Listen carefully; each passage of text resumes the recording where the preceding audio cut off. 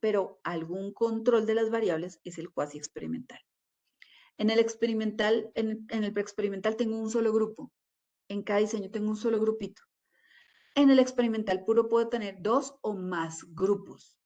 En el cuasi experimental puedo tener 1 o 2. O sea, puedo tener 1 si tengo estrategias de control de las variables, o puedo tener 2 y una estrategia de control de variables regularcita. Ahora, ¿cuándo se hacen? Profe, uno no debería hacer estos dos primeros diseños, uno debería de una vez apuntarle a un experimental puro. Claro, lo ideal sería apuntarle al experimental puro, pero el experimental puro requiere una restricción ambiental muy alta. Hay que hacer la experimentación en laboratorio. Hay que controlar muchas cosas que en los seres humanos es casi imposible de controlar. Yo le puedo decir, como les comentaba antes, en alguna clase se los comenté, por ejemplo, en las concentraciones de fútbol. ¿Sí? Los tenemos aquí concentrados, les estamos dando la alimentación que necesitan para poder tener un buen desempeño, les decimos que no consuman sustancias psicoactivas, que no tengan relaciones sexuales, limitamos la comunicación con parejas y familia precisamente para que no tengan conflictos emocionales en los que tengan que pensar antes o durante el partido. Pero, ¿qué hacen? Esconden celulares, meten sustancias psicoactivas, meten chicas, chicos y chiques y terminan haciendo todo lo que uno les dijo que no hicieran. Porque controlar estas condiciones con seres humanos es muy difícil. Yo le puedo decir a alguien, venga, es que usted tiene que venir en ayunas para sacarse este examen de sangre. Y yo le puedo decir, ¿vino en ayunas? Sí, yo solamente me tomé un cafecito y un pan. Y en ayunas era nada, no, ni agua. Usted se levanta y no toma ni un vaso de agua. La última vez que comió debe ser 8 horas antes del examen y la gente no te hace caso. ¿Sí? ¿Qué te garantiza que la persona esté diligenciando la prueba de atención y pensando en el novio que acabo de dejar? O que la acabo de dejar. Novia, novio, novia, lo que sea. Tú no tienes control de eso. No lo tienes. Por tanto, es muy difícil con seres humanos llegar a un nivel de experimentalidad puro. Muy difícil, es casi una falacia. ¿Cuáles son las bondades del cuasi experimental? El cuasi experimental tiene una bondad muy importante y es que en general los grupos en los que yo hago esta investigación ya están creados. Es decir, son grupos naturales. Es el grupo de la universidad, por ejemplo, es el grupo de 11, es el grupo de esta empresa, es el área de contabilidad de esa empresa. Entonces, todo resultado que yo obtenga en un diseño cuasi experimental tiene una alta validez ecológica. Significa que todo resultado que yo obtenga aquí es probable que pueda ser replicado en una población similar y yo obtenga los mismos resultados. Mientras que en el experimental puro, al yo restringir tantas condiciones, muy probablemente no obtenga los mismos resultados al aplicarlo en el contexto natural de los participantes. Porque una cosa es hacer el entrenamiento aquí, en un salón sin ruido, con el psicólogo entrenándolo a estar expuesto, por ejemplo, estoy haciendo entrenamiento en ansiedad social y en exposición, a mandarlo al salón a que todo el mundo le esté mirando, que de pronto alguien se ría por acá, que el profesor le haga mala cara, pues exponerse a esas condiciones que son naturales no es lo mismo que estar encerrado en un laboratorio. Entonces, tiene mayor validez ecológica los diseños de corte experimental. Los preexperimentales están hechos porque a veces nosotros tenemos muchas limitaciones contextuales. Estas limitaciones contextuales hacen referencia a que yo no puedo tener dos grupos porque yo a todo el mundo le tengo que dar tratamiento por ética. Ya lo vamos a ver. Yo requiero que toda la población tenga esta participación y puede que yo obtengo la muestra y de inmediato tenga que hacer el tratamiento y yo no pueda hacer previo un diagnóstico o una observación previa al tratamiento.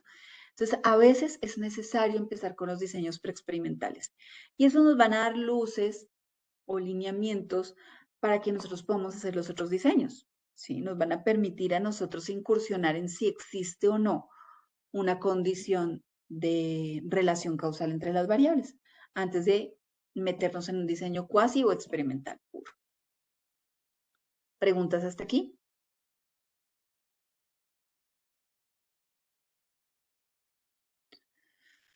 Muy bien. Ahora vamos a hablar de la notación. La notación es la forma en la cual yo voy a graficar los diseños y les voy a mostrar. Miren, cuando yo creo los diseños, yo los escribo así. O's, X, G's, y pues ustedes tienen que entender qué significa todo esto para que puedan leerlo. Entonces, miremos, tengo columnas con un nombre. Columna de nombre de grupo, columna de pretest, columna de tratamiento, columna de posttest. La columna de grupo me indica cuántos grupos hay. Por ejemplo, en este diseño hay dos grupos, uno GE y uno GC. La R significa aleatorización. En el pretest es que yo hago una medida antes del tratamiento. El tratamiento es el momento en el cual yo estoy haciendo el tratamiento. Y el posttest es cuando yo estoy haciendo la medida de la variable dependiente después del tratamiento. Entonces vamos a aprender todo esto. Listo con la anotación. O, ¿qué significa O de observación? ¿Sí? ¿Qué estoy observando? La variable dependiente. La variable dependiente se observa dos veces, idealmente. La observo en el pretest, es decir, antes del tratamiento, y la observo en el posttest, es decir, después del tratamiento. Entonces tengo esos dos momentos de observación.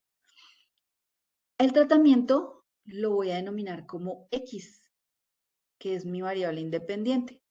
El tratamiento entonces es el momento en el cual yo voy a incluir mi variable independiente. Pero yo puedo tener diferentes formas de nombrar mi tratamiento. Entonces puedo tener un tratamiento que es X, un tratamiento que es Y, un tratamiento que es Z, yo puedo tener varios tratamientos. Pero entonces, ¿por qué yo debo colocar un tratamiento como, por ejemplo, X1 y X2? Les explico. X1 y X2 me dicen que tengo la misma naturaleza de tratamiento. Y me dice que yo cambié la naturaleza del tratamiento. ¿Cómo así, profe? Por ejemplo, yo voy a hacer un tratamiento del enfoque conductual y voy a utilizar el castigo para hacer el tratamiento. El castigo se supone que yo debo incluir elementos aversivos para que la conducta disminuya o se elimine. Ese es el castigo. Y yo puedo tener castigo positivo o castigo negativo. El castigo positivo es darle algo que no le gusta a la persona para castigarlo o aversivo. El castigo negativo es que yo le voy a quitar algo apetitivo, algo que le gusta a la persona. Entonces el chino se portó mal, por decir algo, no cumplió con las actividades que tenía que desarrollar. Castigo negativo, le voy a quitar algo. ¿Qué le gusta? El play. Pues ya no puede jugar play. Negativo es que yo quito algo que le gustaba y así lo castigo. El castigo positivo es que voy a incluirle algo que no le gusta. Entonces, ¿no le gusta lavar la loza? Pues toda la semana me lava la loza. Es incluir algo que no le gusta. Como es la misma naturaleza de tratamiento, que es castigo, X1 es castigo positivo, X2 es castigo negativo. Entonces, se dan cuenta, lo que estoy haciendo simplemente es notar que es X, el mismo tratamiento, misma naturaleza, pero con dos condiciones de tratamiento diferentes. Y Y es porque incluí terapia cognitiva. ¿Sí? Entonces, la naturaleza cambia, ya no es conductual, sino naturaleza cognitiva, y voy a incorporar los dos tratamientos. Cuando aparece la rayita es que en ese momento yo no estoy haciendo nada, no hay ninguna actividad, no hay ninguna condición, no hay nada. Quiere decir que yo en ese momento no estoy haciendo actividad con los grupos. ¿Qué es la R? La R es la aleatorización. ¿Qué significa aleatorización? Random en inglés, por eso es una R de random. Significa que yo estoy asignando las personas de los grupos al azar. ¿Sí? Por ejemplo, aleatoriamente yo sé, de las 40 personas que tengo, asigné 20 para el grupo experimental, 20 para el grupo control. Así entonces, yo sé que no tengo preferencias o hay una característica que va a primar en un grupo por sobre el otro. Entonces yo sé que me van a quedar mezclados hombres y mujeres, que de pronto me van a quedar personas del área de gerencia y del área operativa en el mismo grupo. Así aleatoricé. ¿Listo? Ahora vamos con los grupos. ¿Qué significan los grupos? G significa grupo, C es control, G es grupo, E es experimental. ¿Mm? ¿Qué significa? El grupo control no va a recibir tratamiento. Nada. no va a recibir tratamiento, no hay ninguna condición experimental para él, solamente mido antes y mido después, pero él no va a tener tratamiento, mientras que el grupo experimental sí va a recibir tratamiento. ¿Mm? El grupo experimental entonces es el único que va a estar en este momento, que es el del tratamiento. Ahora vamos a ver cómo se ve esto. ¿Listo?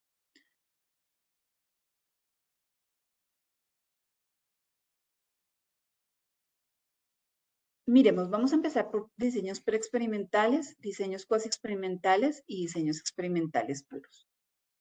Para que sepan entonces, los diseños preexperimentales tienen 3 diseños.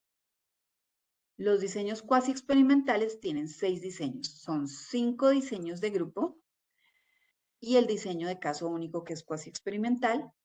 Y los diseños experimentales tienen, o experimentales puros, tienen 7 diseños con la posibilidad de ampliar y modificar estos últimos diseños, estos últimos 4.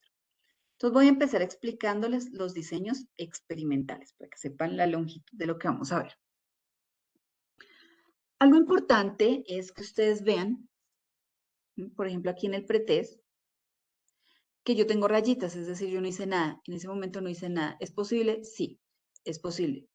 Y me lo va a decir el nombre del tratamiento, del diseño. Por ejemplo, diseño con suelo post-test significa, sí, que solamente voy a tener una medida de la variable dependiente en el post-test. Mírenlo. Eso dice el nombre, solo post-test, solo post-test. El que me dice pretest y post-test, miren, tiene una medida en el pretest y una medida en el post-test.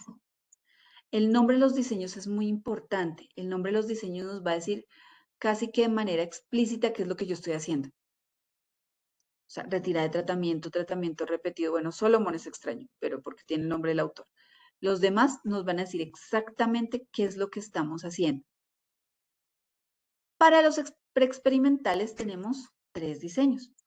Como se dan cuenta, y les hablaba anteriormente, los diseños tienen un solo grupo. Miren, en solo post-test tiene un grupo, que es el grupo experimental. En pretesis post-test hay un solo grupo, grupo experimental. Y en el grupo estático hay un solo grupo, grupo experimental. Lo que pasa es que luego yo consigo datos, ya los explico, pero este no hace parte de la investigación. Entonces miremos el solo post-test. Tengo un grupo experimental y solo lo puedo medir después. Veamos un ejemplo. Yo, como psicóloga de la clínica oncológica, recibí un grupo de 20 mujeres diagnosticadas con cáncer de seno. ¿Listo? ¿Será posible que yo divida ese grupo en 10 personas que reciban el tratamiento y 10 personas que no lo reciban? ¿Será ético que yo diga a estas 10 sí y a estas 10 no? No, ¿cierto? Entonces, por más que yo quiera, a veces tener un grupo control es imposible, porque todas las personas merecen estar dentro del tratamiento. Entonces, yo aquí en el grupo experimental voy a tener a todas las personas. O sea, yo no puedo dejar sin tratamiento a ninguna de ellas. Y no hablo del tratamiento oncológico, estoy hablando del tratamiento psicológico. ¿Listo? Entonces, todas merecen tratamiento, todas van a estar en el tratamiento. Bueno, muy bien. Entonces, ¿qué pasa? Como a mí ya me llegan dirigidas desde oncología, pues yo no me puedo poner a esperar a que estas mujeres me den un mes para diagnosticar a las 40 mujeres. No, yo de una vez debo empezar con el tratamiento, de una vez. Entonces puede que ustedes encuentren que hayan lugares donde hayan protocolos de intervención listos, como por ejemplo cuando usted queda embarazada, y le dicen, mire, usted ya por estar embarazada entra al plan de lactancia, parto, autocuidado, y ustedes le dan una lista. Mire, usted tiene que ir a todos estos cursos, que a veces los dan enfermeras, a veces los dan psicólogos, pero digamos que el programa ya está establecido. A usted no le hacen un diagnóstico. Usted simplemente por tener la condición entra al programa de una vez. Entonces yo no necesito hacer un diagnóstico previo, por eso aquí no hay una observación. Nada, empiezo con el tratamiento. O sea, a estas mujeres les urge entrar a tratamiento. Cuando ya han tenido el tratamiento psicológico, posterior hago la medida. ¿Mm? profe, pero aquí no hay cómo comparar cómo estaban antes. No, no hay. No hay forma de compararlo. Quisiéramos sí, pero no hay forma de compararlo. Y así pasa. A veces pasa. Tenemos que hacerlo de esta manera porque esto es lo que nos va a permitir a nosotros saber si pudo haber tenido un cambio o una medida posterior. ¿Están bien? O sea, yo quiero saber si están bien. Nos hubiera gustado que fuera así. Poder hacer como el segundo diseño, un pretest para saber, por ejemplo, cómo están sus elementos de autoestima o autoesquemas. Hacemos tratamiento de autoesquemas y luego miramos a ver si mejoraron o se mantuvieron. Porque a veces esta condición, especialmente enfermedades crónicas, como el cáncer, donde tienen tratamientos muy largos, tratamientos que afectan significativamente el estado emocional, la forma en la cual perciben su cuerpo, la forma en la cual se relacionan con otros, pues va a afectarlo, sabemos que lo va a afectar. Entonces lo que queremos es que o que se mantenga al menos, pero que no se afecte, para poder mantener estable también el tratamiento oncológico. Si nosotros le damos soporte a ese tratamiento oncológico, o sea, sigan el tratamiento que usted puede, que usted va bien, que necesitamos generar un grupo de apoyo social, una red de apoyo que sostenga a esta persona que está en esa condición. Entonces puede que yo logre tener a estas personas dentro de un programa y pueda hacerles un pretest, por ejemplo, que sea un grupo que no esté institucionalizado, que sea aparte, yo tengo un grupo oncológico y puedo hacer el diagnóstico antes, para saber usted exactamente qué necesita, pero la terapia la va a recibir grupal, ¿sí? Que este sería este segundo. Ahora miremos el grupo estático. En el grupo estático, fíjense que si yo subrayo solamente estas dos filas, el grupo estático es igualito al solo post-test. Es igualito. ¿Ven? No tiene pretest, solamente tiene post-test y abajo aparece de repente un grupo, que no es un grupo control, es un grupo. Imagínense que en el colegio en el que yo estoy trabajando, no estoy trabajando en un colegio, pero digamos, un ejemplo, estoy trabajando en un colegio, y me dicen, venga, usted que es psicóloga, ¿por qué no hace algo para que estos muchachos mejoren las pruebas las pruebas a ver? Y faltan 2 meses para las pruebas a ver. No tiene tiempo de hacer diagnóstico. Planéeme una intervención y empieza mañana la intervención. Ok. Entonces yo empiezo a mejorar todas las condiciones de pensamiento. Pensamiento crítico, pensamiento complejo, habilidades, aptitud verbal, aptitud matemática, y yo hago el plan para poder desarrollarlo y entrenarlos a ellos. Listo, tran en el plan, presentan las pruebas a ver. Pero tengo contra qué compararlo. No, yo no tengo un grupo control. O sea, todos los chinos de 11 recibieron eso en el lugar de orientación. En vez de la clase de orientación que tenían todas las semanas, recibieron eso. Y ahora, ¿contra qué lo comparo para saber si funcionó o no? En el barrio en el cual está mi colegio, hay otro colegio que obtuvo resultados muy similares el año pasado en las pruebas a ver. Y a mí se me prende el bolvillo y le digo a la rectora, venga, nosotros tenemos el PEI muy similar, ¿sí? Tenemos modelos educativos muy similares, no cambiamos de profesores, todo fue igual. La única diferencia es que nosotros hicimos esto y ellos no. Y le pedimos a ellos los resultados de las pruebas a ver pro de este año, perdón, de las pruebas a ver este año. Me las prestan y yo comparo los resultados. Este grupo no estaba establecido dentro de mi investigación. No lo contemplé como existente en mi investigación, pero luego yo me levanto estos datos y yo puedo compararlos. Si el año pasado estos dos grupos estaban similares, ¿hay algún cambio con lo que hicimos? No, no hubo ningún cambio, siguen iguales y lo único que hicimos fue torturar a estos chinos, mandarlos cansados y llegaron a la casa más cansados y ya no quieren saber del colegio. Los otros están contentos y obtuvieron los mismos resultados. Nada cambió. No cambió ni libros, no cambió guías, no cambiaron profesores. Los dos colegios siguieron iguales. O sí, definitivamente sí, el colegio que hizo este entrenamiento que planteó la psicóloga obtuvo mejores resultados con respecto a los del otro colegio, pero el otro colegio no hacía parte de mi investigación. Por eso se llama grupo estático. Era un grupo que estaba allá quieto, estático, y yo lo cogí para comparar mis datos. ¿Sí? Como se dan cuenta, la validez de estas investigaciones es un poco más bajo a las que vamos a ver más adelante, porque estas no tienen muchas estrategias de control, no tengo medidas previas, no tengo un grupo control que me ayude a balancear los resultados o a saber si los resultados pertenecen efectivamente a la influencia del tratamiento. ¿Preguntas hasta acá?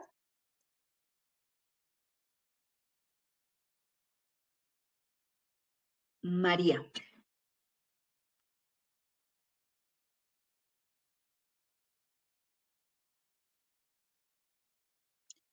María Daniela. Lo siento, profe, es que me tengo que quitar los audífonos cuando levanto la mano porque el micrófono... No te Solo preocupes. quería aclarar, a ver si entendí bien. Más que todo como este tipo de investigaciones se realizan como en el ejemplo que tú diste, que es como para darse cuenta si algo está funcionando, pero no se tiene como tanto énfasis como en los grupos que se está estudiando, por decirlo así. O sea, no quiero decir énfasis, sino es como, o sea, no se tiene como todo el historial y que cada una de las personas ha pasado por eso y bla, bla, sino es más como más general y se utiliza como para cosas como lo que tú dijiste, que es lo de la prueba de los exámenes, a ver si sí se puede como mejorar o empeorar o bla, bla, pero no es algo más, es como que uno investigue así como de raíz y cosas así. Sí, es así. Sí, es como un primer tamizaje para saber si hay una relación, si puede llegar a tener un efecto, para poder entonces embarcarnos en otro diseño. ¿Siempre tenemos que empezar por los preexperimentales? No. Si yo ya tengo desde el inicio disponibles dos grupos, pues empiece con un cuasi experimental, o sea, no se quede en un preexperimental, pero a veces las condiciones ambientales o el desarrollo o el uso de participantes, el procedimiento, puede que no me den para hacer un diseño cuasi experimental y tenga que hacer un preexperimental. Ok, muchísimas gracias, profe. Con mucho gusto, María. Mónica. Profe, con respecto a lo que vimos pues ahorita en la imagen anterior de ¿cómo es? Experimental puro. Eh, o sea, Estamos viendo, estamos viendo el preexperimental. no, ¿Cuál otra imagen? sí, ¿Este? sí. Eh, pues la primera, esta que se dio, esta es experimental puro. O sea, profe, que lo que yo entiendo más o menos, que no debe ser aconsejable hacerse con humanos, porque nosotros manejamos emociones. En cambio, en los otros es mejor hacerlo, digamos, con animalitos, así. Hay diseños experimentales puros que se hacen con humanos. Es una falacia que sea un experimental puro porque de todos nos estamos incluyendo muchas fuentes de invalidez que corresponden a la misma disposición del ser humano en el momento de su participación, pero como se implementa la estrategia y se regulan muchas cosas, pues corresponde a un diseño experimental puro, pero es muy complejo. O sea, la validez de todos modos va a bajar. Ah, profe, y entonces en lo preexperimental, eh, digamos, vamos es como que dice al grano, porque no podemos como hacer un estudio antes como para poder ser, o sea, como que dice un estudio comparativo, no lo podemos hacer, porque vamos a ir directamente al problema. Entonces, lo que usted está diciendo sobre las mujeres que padecen de cáncer. O sea, no podemos ir para comparar cómo se sentían ellas, des, después comparar después del tratamiento psicológico. Sí, si se tiene el tiempo, por ejemplo, o una buena estrategia, apenas ellas entran, se puede, como aquí está el instrumento, aplíquelo y puedo llegar a hacer, por ejemplo, este diseño pretest post-test. Pero como tú decías, hay diseñadas ya estrategias de intervención que no contemplan el diagnóstico, porque se supone que ya tener la condición implica una alteración de base. Pero lo mejor, la idea es que siempre se tenga eso. Si usted va a hacer un preexperimental, pues lo mejor es que haga este pretest post-test. Que si no lo logra, bueno, haga un solo post-test, pero que sí vaya obteniendo resultados para que después usted diga, sí, si hubo un cambio o si están bien a pesar de su condición o con respecto a la teoría que encontré o otros marcos empíricos que hicieron mediciones de personas que sufrían cáncer y no tuvieron tratamiento y encontraron esto, bueno. Pero sí, lo mejor es pasar siempre a un diseño de corte cuasi experimental. A veces, como te decías tú, nos limitan y tenemos que hacer un experimental. Gracias. Con gusto. Ahora vamos a ver los diseños. Permítanme un segundo que aquí en la cajita que no me deja ver. Los diseños cuasi experimentales. Tenemos 5 diseños que son de grupo y un diseño que es de caso único. Voy a explicarles primero los diseños de grupo y luego les voy a explicar esta diferencia porque es un diseño súper especial que solamente está en el cuasi experimental. Entonces, fíjense que el primer y el segundo diseño se llaman muy similares a los anteriores. Solo postés, solo postés. Pretés y postés, pretés y postés. ¿Qué quiere decir? Miren, solo postés, que solamente medí en el postés. Pretés y postés, que medí tanto antes como después. Pero le estamos agregando algo al final. Con grupo control no equivalente, con grupo control no equivalente. ¿Qué significa con grupo control no equivalente? Yo tengo 2 grupos y esos 2 grupos no fueron asignados al azar. Fueron grupos naturales o cautivos, entonces los primeros que se inscriben quedan acá, los segundos que se inscriben quedan acá, o voy a tomar el área de contabilidad y el área de operaciones y entonces ya esos grupos están consolidados o configurados. Por tanto, no los asigné al azar. El solo hecho de no asignarlos al azar ya los vuelve grupo control no equivalente, porque no tienen las mismas características y se supone que si aquí tengo 3 mujeres, aquí debería tener 3 mujeres, aquí tengo 3 hombres, aquí debería tener 3 hombres, que aquí tengo bachillerato y pregrado, aquí debería tener bachillerato y pregrado, pero cuando no los he asignado, digamos que en el área operativa me quedan todos nivel bachiller y arriba que son un área de contabilidad, todos con especialización y no con maestría. Que en operarios me salieran todos hombres y contabilidad todos mujeres. Eso hace que no sean equivalentes, por lo tanto se les llama grupo control no equivalente. Fíjense que aquí ya estamos viendo grupo experimental y grupo control, grupo experimental, grupo control, grupo experimental, grupo control, y tenemos 2 diseños extraños, que son el de series temporales, que no tiene grupo control, y el de cortes, que no tiene grupo control, pero que tienen estrategias que controlan variables extrañas y van a garantizar la validez de la investigación. Entonces voy a empezar a darles ejemplos de estas 2 primeras. Solo postés con grupo control no equivalente y pretest y postés con grupo control equivalente. Luego, con el mismo ejemplo, voy a saltar al de reversión, ¿sí? Porque aplica. O sea, voy a dar el ejemplo de estos 3. Voy a empezar con el ejemplo del solo postés. Imagínense que ustedes son psicólogos organizacionales, son consultores externos, y a ustedes los llaman, mire, es que necesito un taller de liderazgo para el equipo gerencial. Y usted dice, pero sin diagnóstico, sin nada. No, necesito el taller, que vengas y nos dictes un taller. Listo, yo hoy dicto un taller a este gerencial. Y quieren saber si gerencial, que es el grupo experimental, y coordinadores, que es el grupo control, tienen diferentes niveles de liderazgo. ¿Listo?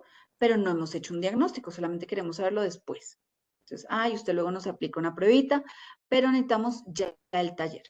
Fíjense que el grupo experimental es el que tiene la X, es el que tiene el tratamiento. Este es el grupo del área gerencial. El grupo de coordinadores que tiene la rayita, ese no va a recibir tratamiento, no va a recibir el taller, solamente los de gerenciales. Listo, apliqué el taller y luego medí liderazgo en los 2 grupos y ellos esperaban que gerenciales tuvieran mayor nivel de liderazgo que los coordinadores.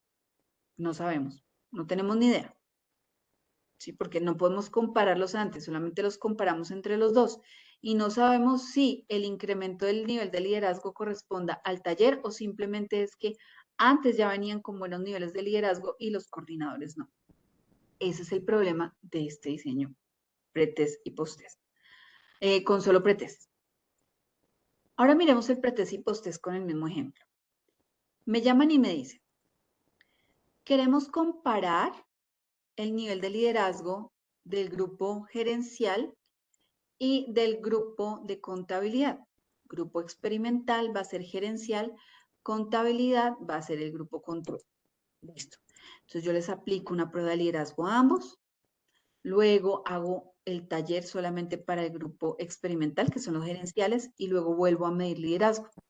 ¿Qué quiero comparar? Primero, quiero comparar si antes estos dos grupos mostraban diferencias. Si después del tratamiento estos dos grupos mostraban diferencias. Si antes y después del tratamiento el grupo experimental mostró diferencias. Y si antes y después de este tiempo que pasó, grupo control, que es el de contabilidad, mostraban diferencias. Entonces, yo quiero evidenciar todas esas posibles diferencias en esos dos grupos. ¿Cuál es el problema? Que sigo teniendo grupos no equivalentes, ¿sí? Este es el gerencial, este es el de contabilidad, y puede que por el mismo perfil, la experiencia laboral que tuvieran otros niveles de liderazgo distintos desde el principio. Ahora vamos con el de reversión. Imagínense que yo en esa misma empresa tengo 80 personas, tengo 40 personas que hacen parte del grupo de coordinación y el grupo de gerencia. A todos les voy a aplicar la prueba de liderazgo. Y a los que presenten menores niveles de liderazgo, aquí está la medición, los voy a meter al grupo experimental. Y aquellos que muestren mayores niveles de liderazgo, los voy a meter en el grupo control. Entonces ya están asignados, pero porque yo los medí antes. Eso me controla mucho mejor las condiciones que en estos dos grupos, porque yo estoy asignando el tratamiento a realmente quien lo necesita. Y a quien no lo necesita, espero que se equiparen, o sea, que al final, que estas dos medidas al final sean muy similares. Es decir, que ambos grupos logren el mismo nivel de liderazgo. Entonces, fíjense que al principio lo que tengo es un gran grupo. Un gran grupo. Mido a ese grupo y luego después de esa medición es que yo asigno a las personas a los grupos. No antes, no como todos los de contabilidad y todos los de coordinación, no. Puede que en el grupo experimental me hayan quedado 60% coordinación y 40% de gerencial, porque los de gerenciales mostraron mejores niveles de liderazgo, entonces en el control me tocó 60% gerencial, 40% coordinación, según los resultados de las pruebas. Bien. Ahora miremos este diseño especial que es el de serie temporal. Antes de explicarles el de serie temporal, quiero que, si aún no se han dado cuenta, miren los números. Aquí tenemos una O1, una O2, una O3 y una O4. Los números al pie de las observaciones quieren decir el número de veces que yo he observado la variable dependiente en esta investigación. Quiere decir que observé 4 veces la variable. Tengo 4 medidas de la variable que puedo comparar. Que la O1 y la O2 corresponden al grupo experimental y la O3 o 4 corresponden al grupo control. También lo pueden encontrar así.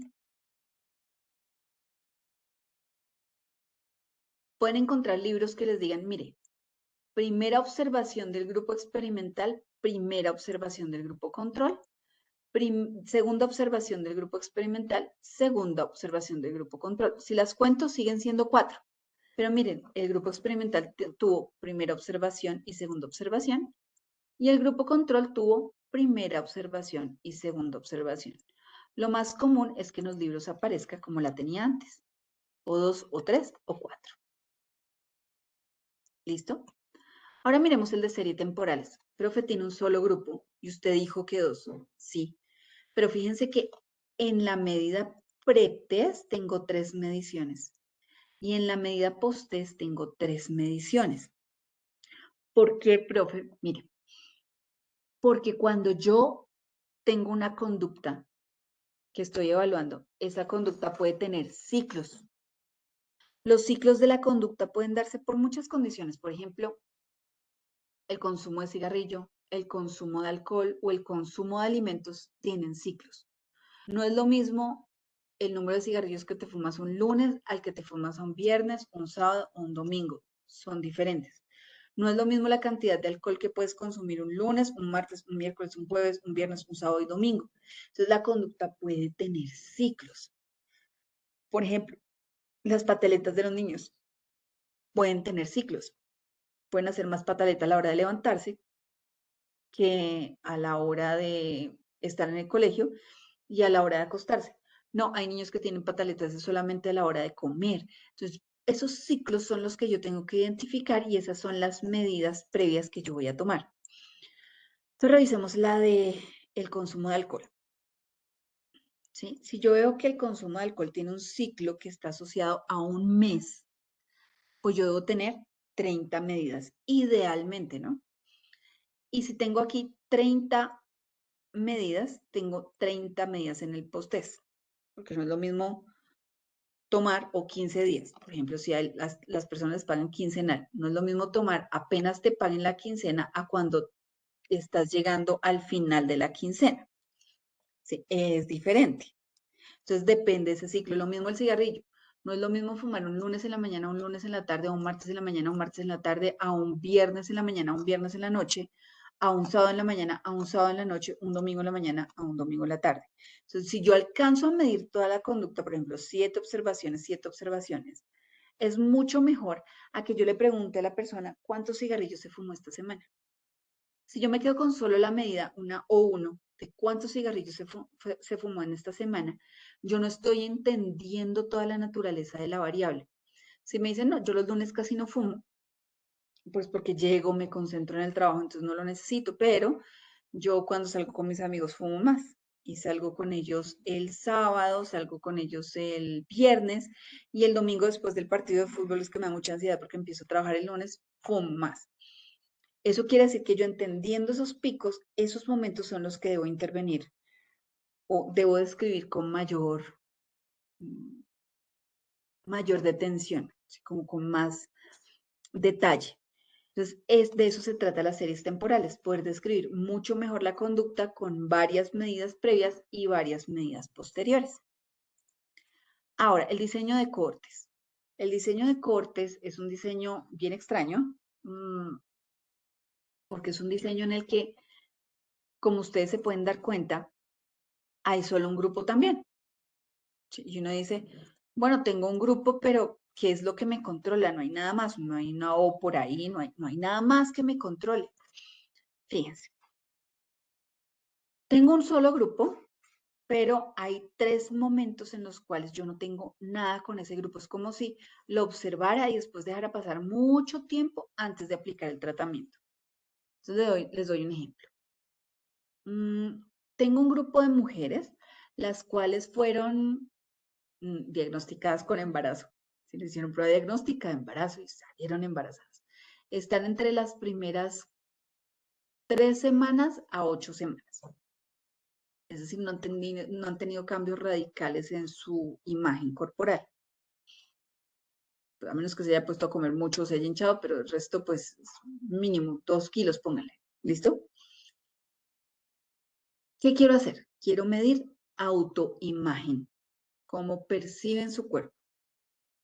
Y lo evalúo al principio porque pues no han habido cambios radicales, o sea, no les ha salido la super barriga, o sea, no están de 9 meses que no pueden caminar, que no les cabe la ropa, no, todavía digamos que pueden tener sus condiciones normales. Pasan 3 meses, pasan otros 3 meses, pasan otros 3 meses y la señora tiene el bebé. Señoras, tienen el bebé. ¿Qué pasa? Cuando usted tiene su bebé, esas primeras semanas son muy importantes porque usted puede desarrollar depresión postparto.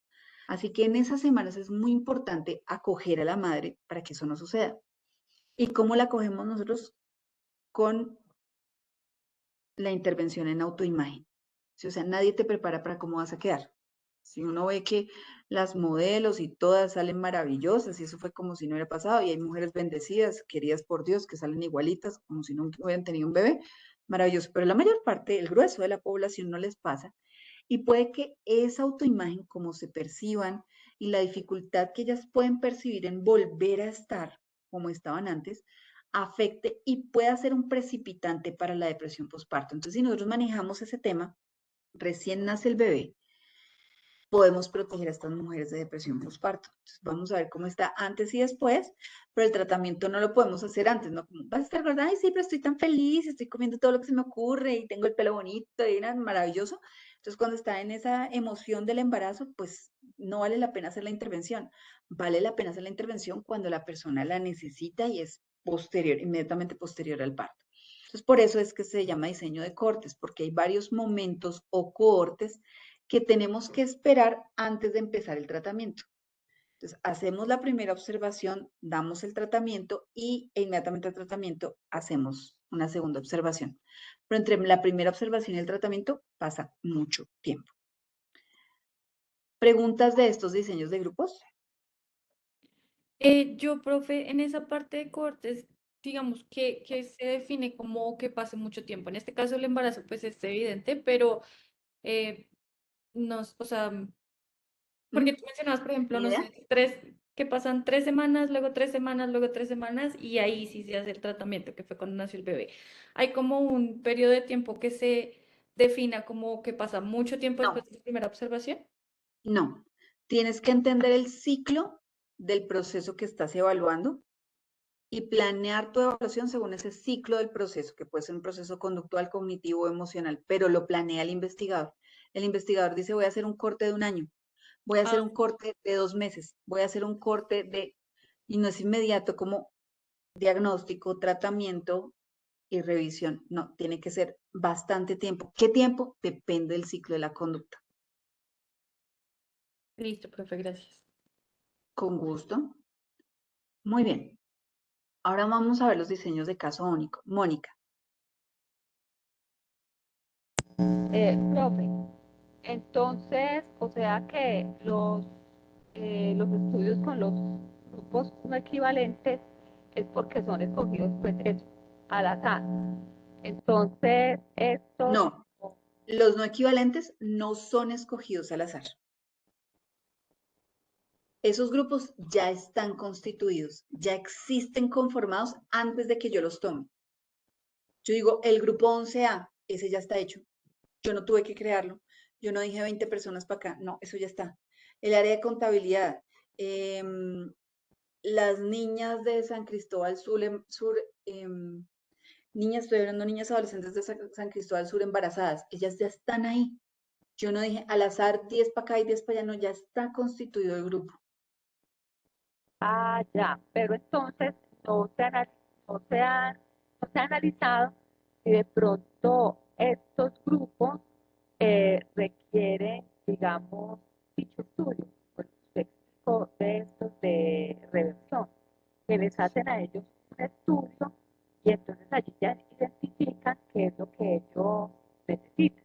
Entonces este estudio sí sería como, claro, ese, Es que se te está cortando y no te escucho muy bien. Entonces, voy a interpretar lo que tú me dijiste, que yo desde antes ya sabía que ese grupo necesitaba un estudio. eh, sí, o sea, los de reversión, Los más de rever. es, más no, los de no equivalentes, simplemente ya estaban los grupos conformados y se hicieron el estudio. Y ya. Sí, sí, Entonces, señora. se obtiene más provecho con los de reversión que con los que no son Claro, equivalentes. claro. Porque ya está el grupo definido, pero yo los puedo reorganizar.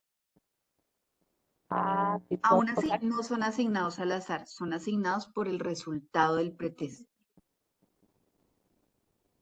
ya porque, profe, en uno de esos grupos, ¿qué tal que alguien tenga una depresión? Entonces no,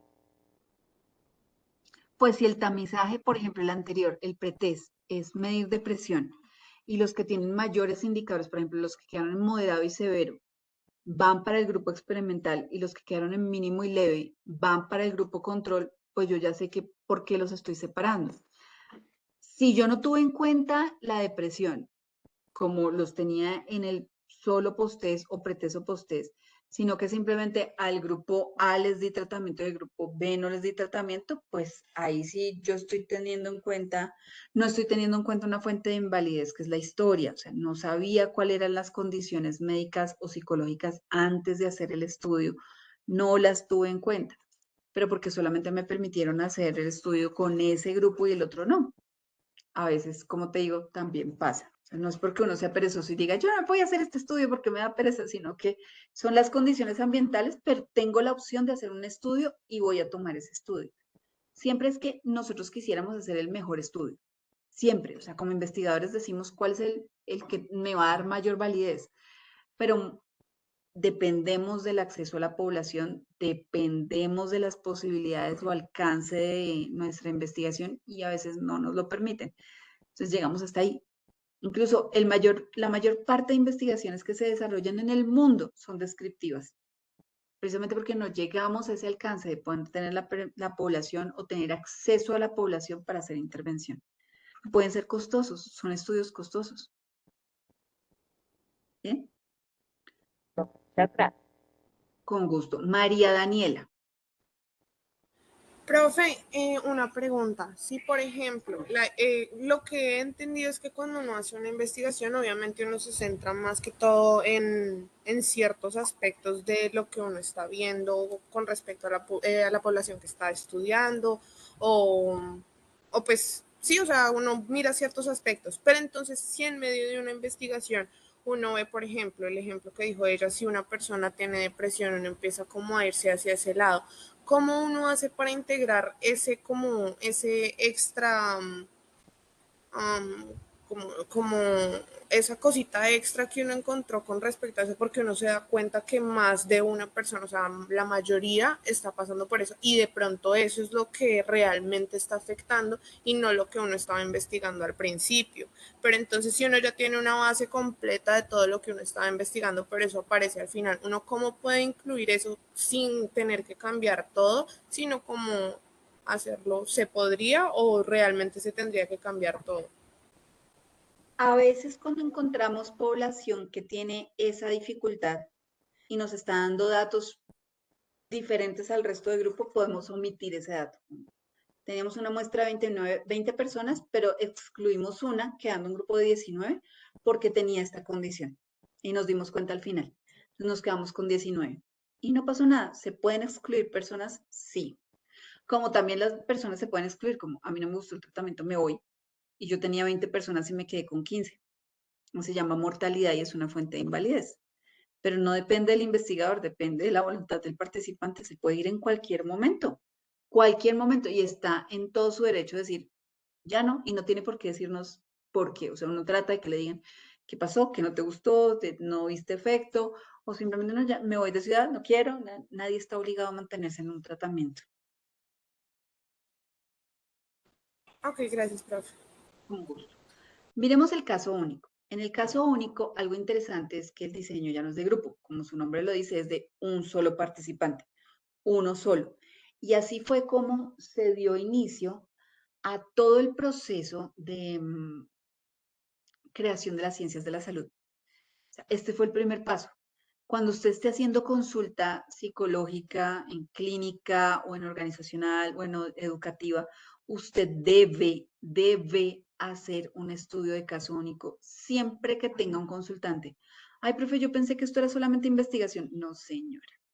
No, señor, no, señore. Debe hacer este proceso. Si no, mire, dedíquese a otra cosa que no sea la psicología, porque sí o sí debe demostrar resultados. Profe, ¿y por qué?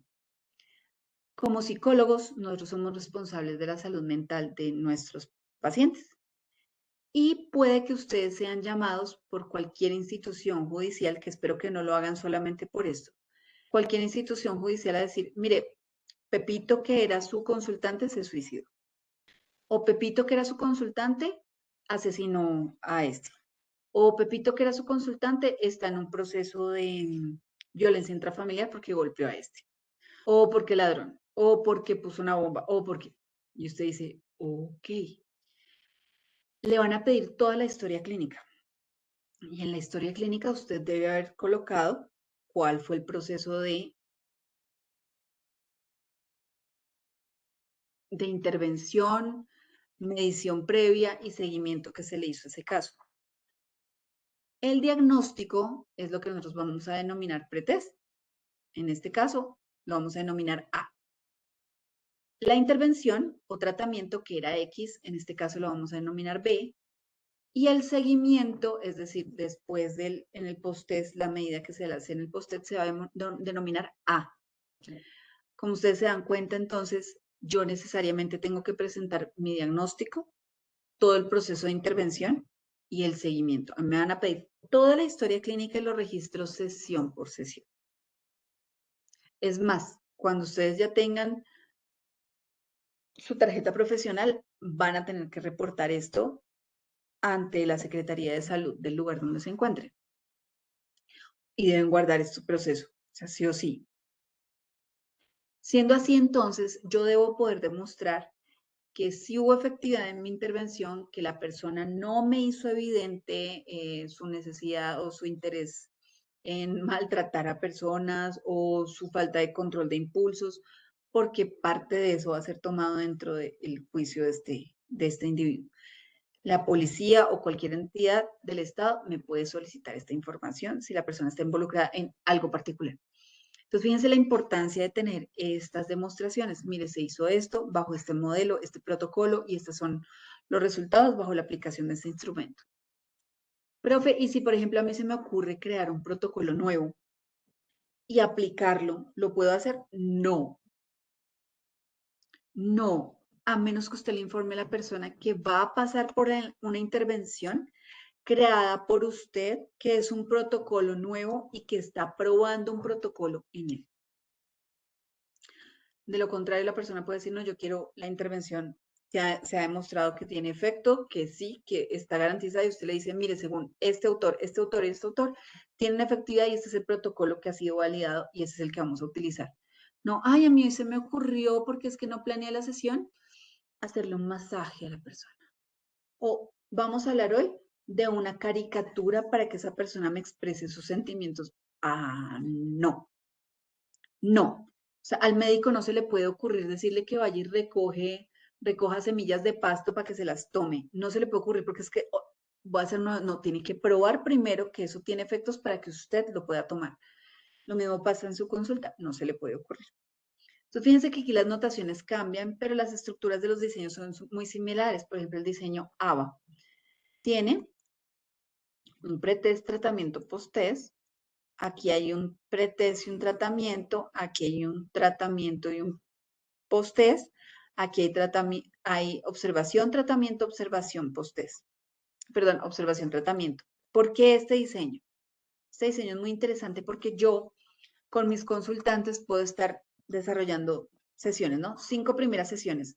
A la 6ª sesión paramos, medimos y seguimos con las otras sesiones. Esto me va a garantizar poder revisar cómo va avanzando el proceso de intervención. Entonces, los diseños de caso único son muy bonitos, pero sí es necesario que ustedes los desarrollen sí o sí. Ahora vamos con los diseños experimentales puros. Tenemos el solo post-test igualito con 2 grupos. El pretest y post-test igualito con 2 grupos. Podrían tomar el mismo ejemplo, pero ¿cuál es la diferencia? Miren la columna de grupos. Todos los grupos tienen una R antes, es decir, que yo aleatoricé la asignación de las personas a los grupos. Pueden tomar los mismos ejemplos, son iguales, solo que asigné al azar. Series temporales es igual a estas series temporales. Lo único que hice fue incluir un grupo control. ¿Cuáles son los diseños diferentes? Estos 4 diseños. El de retirada de tratamiento.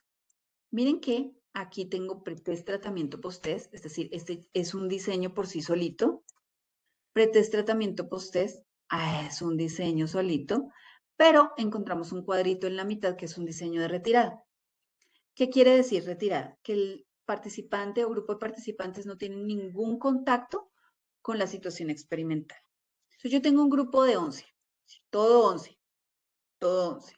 Lo aleatoricé y quedaron un grupo de 20 personas, de 11, listo. El primer día de 11 les apliqué una prueba de pensamiento crítico y durante el primer semestre, todas las semanas tenían una intervención en pensamiento crítico. El último día del primer semestre tuvieron una evaluación de pensamiento crítico y después se fueron a vacaciones. ¿Qué significa las vacaciones? Que los chinos no van a los talleres de pensamiento crítico, no cogen el material, no van al colegio, no hablan con los profesores, nada. Se fueron ese mes y medio, casi 2 meses, y cuando volvieron el primer día del segundo semestre, se les hace una evaluación de pensamiento crítico, todo el semestre tratamiento sobre pensamiento crítico, todo talleres, y luego presentan la prueba Saber Pro. ¿Para qué sirve esta retirada de tratamiento? Para poder identificar el gradiente de olvido. Cuando usted habla de memoria, siempre tiene que hablar del olvido.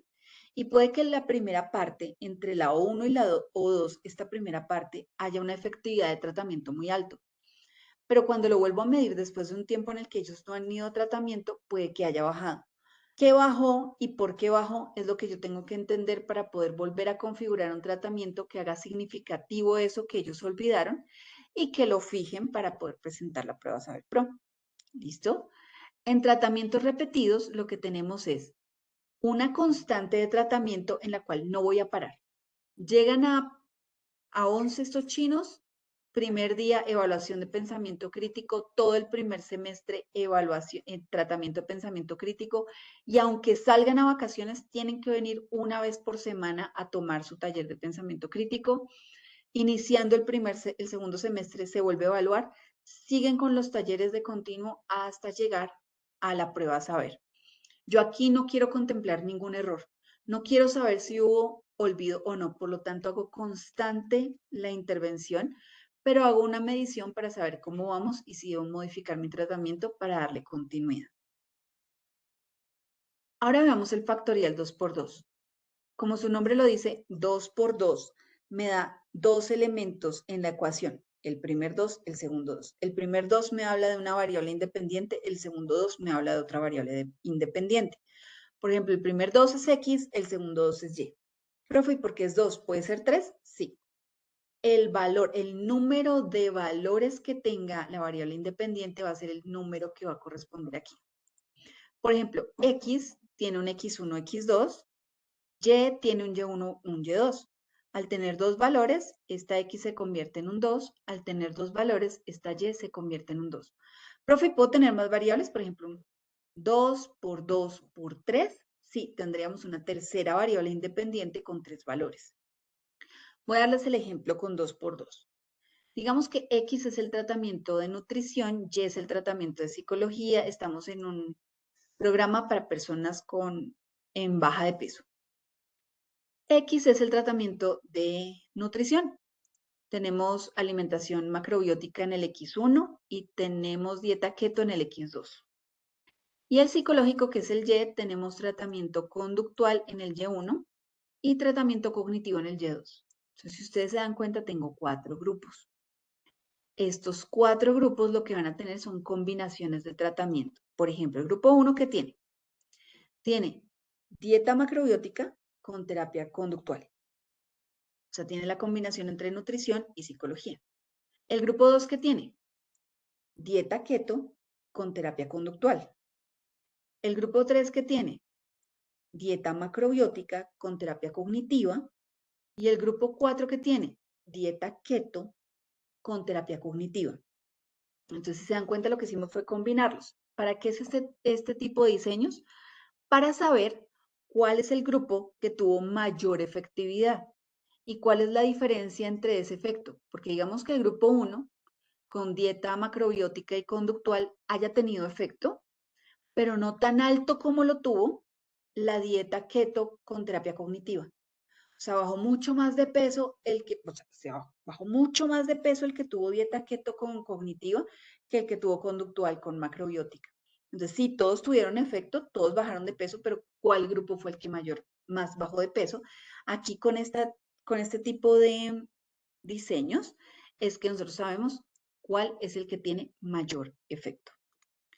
El diseño de Solomon lo que quiere hacer es saber si las expectativas de los participantes afectan sobre el resultado de la investigación. Se basa en el sesgo de aprehensión a la evaluación. Imagínense que yo evalúo a estas personas antes con una prueba de coeficiente intelectual. Las personas saben que les estoy evaluando coeficiente intelectual, que voy a hacer tratamiento de coeficiente intelectual y después voy a evaluarlos. ¿Qué pasa si hay un grupo de personas que no los evaluó antes, sino solo después? Que no saben cuál es su medida previa. Por lo tanto, pues ellos están asumiendo que la intervención es la que va a tener efecto. Pero ¿qué pasa con este grupo? Por ejemplo, este grupo control, que no va a tener tratamiento, pero que sabe que le van a evaluar su coeficiente intelectual. Va a buscar videos, entrenamientos, va a buscar lo que sea para mejorar su evaluación, porque nadie quiere percibirse como más bruto que otra persona. Entonces, ese sesgo de aprehensión a la evaluación dice que las personas, si saben sobre qué van a ser evaluadas, pueden modificar voluntariamente esta otra medida. Solomon lo que hizo fue tomar, miren, 4 diseños. Primer diseño, pretest y posttest. Segundo diseño, pretest y posttest. Segundo diseño, solo posttest. Cuarto diseño, solo posttest. ¿Se puede hacer más pequeñito? Sí, se puede hacer así nomás. Con uno pretest y posttest y uno solo posttest. Así yo sé si este grupo cambió significativamente versus este porque buscaron otras estrategias y alteraron la intervención por sus expectativas. Bueno, son las 7:58 de la noche. Voy a cerrar esta sesión y voy a entrar a una nueva sesión, ¿listo? Que es la de la tutoría número 8. Muchas gracias por venir. Nos vemos ahorita en 2 minuticos. Hasta luego.